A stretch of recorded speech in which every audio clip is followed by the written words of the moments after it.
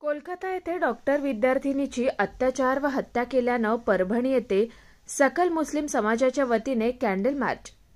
कोलकाता येथे डॉक्टर विद्यार्थिनीची अत्याचार करून हत्या केल्याच्या निषेधार्थ सकल मुस्लिम समाजाच्या वतीने उपोषण मैदानात कॅन्डल मार्च काढण्यात आला। कोलकाता येथे निवासी वैद्यकीय डॉक्टर असणाऱ्या विद्यार्थिनीवर अमानुषपणे बलात्कार करत तिचा निघृणपणे खून करण्यात आला।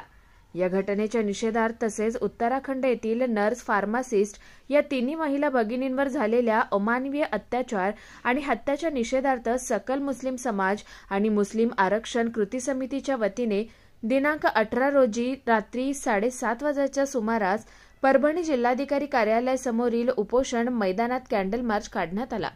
यावेळी सकल मुस्लिम समाज बांधव मोठ्या संख्येने उपस्थित होते।